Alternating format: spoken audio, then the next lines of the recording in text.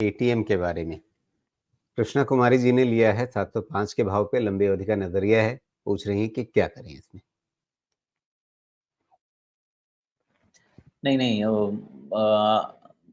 मुझे नहीं लगता कि इसमें अभी कोई भी ऐसा फैक्टर है जिसको long term investment grade stock बना सके। इस बार का रिजल्ट आप देख लीजिएगा। आप आई थिंक मेरा ऐसा अंदाजा है कृष्ण कुमार जी कि जब आप कोई स्टॉक लेते हैं तो आप उस कंपनी के न्यूज़ और डेटा को फॉलो करते होंगे।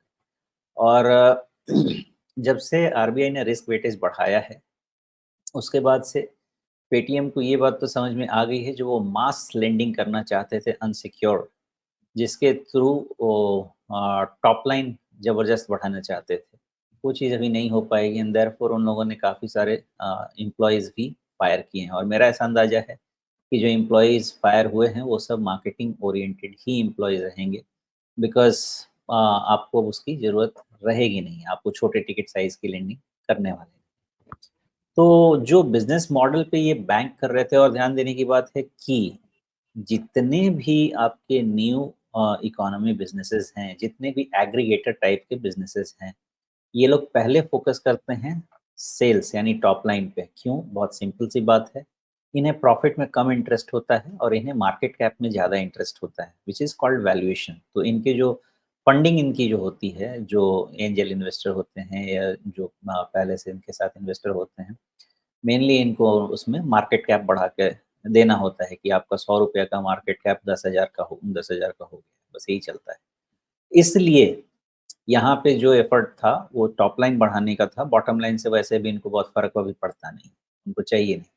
तो वो बात अभी नहीं हो पाएगी, मुझे ऐसा लगता है। जी, लेकिन तो बीच में मैनेजमेंट की तरफ से कई बार कहा गया कि नहीं अब वो मुनाफ़े की तरफ ध्यान देंगे। मतलब सोच बदली है या रुख बदला है, ऐसा इंडिकेशन कई बार मैनेजमेंट की तरफ से आया है।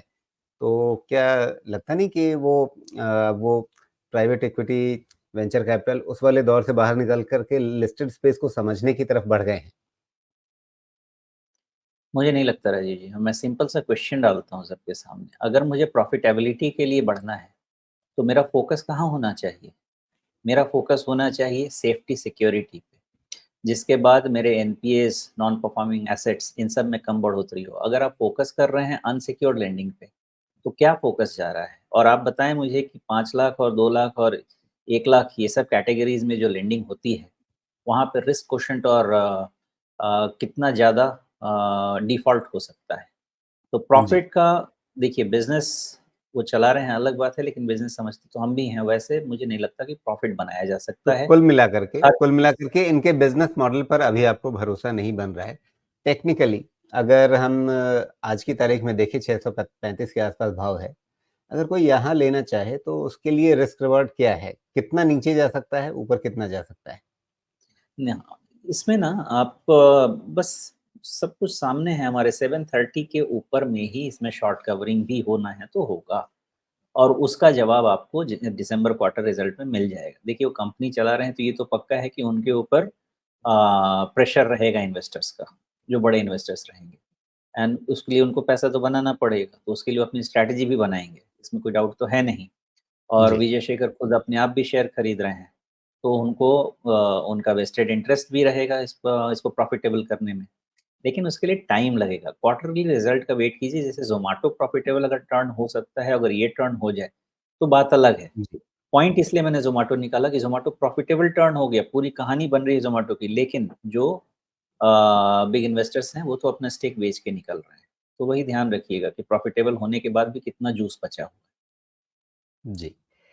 चलिए, तो ये रही पेटीएम की बात, जहाँ पे अभी आपको कोई अगर एक लंबे अवधि के निवेश का नज़रिया लेना भी है, तो उसमें कम से कम आगे आने वाले तिमाही नतीजों पर ध्यान दें, उसका इंतज़ार कर लें, उसको समझने के बाद ही इसमें कोई फ़ैसला करें, ये बेहतर होगा।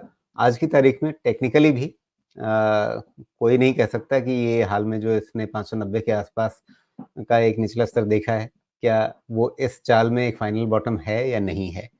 अ, शोमेश, अगर एक कन्विक्शन लेना हो या एक बेट लगाना हो कि ये 590 टूटेगा या बचेगा, तो प्रोबेबिलिटी किधर ज़्यादा रहेगी? देखिए, 2 लेवल देख लीजिए। 700 के पहले तो मेरा कोई होप ही नहीं है इसका, और 650 के ऊपर में थोड़ा बहुत शॉर्ट कवरिंग हो सकता है। तो जी, मार्केट भी जिस लेवल पे है, इसमें आप ये कह सकते हैं कि थोड़ा इनको buying support benefit of doubt मिल सकता है शॉर्ट कवरिंग का। इससे ज़्यादा तो मैं और कुछ नहीं कह सकता बिकॉज़ यहाँ पे फंडामेंटल इश्यूज़ हैं और जिस वॉल्यूम पे ये गिर रहा है सर्टेनली बड़े इन्वेस्टर्स इससे बाहर निकल रहे हैं। तो अभी जो भी होगा which will be short covering in nature वो कहाँ तक होगा इसका अंदाज़ा मैं नहीं लगा सकता। हाँ, इतना है कि किसी को भी 650 के पहले इसमें पॉज़िटिव नहीं होना चाहिए, थोड़ा-सा थोड़े से के लिए भी और 700 के पहले कन्विक्शन तो नहीं आएगा। जी। तो ये रही पेटीएम के बारे में राय, जहाँ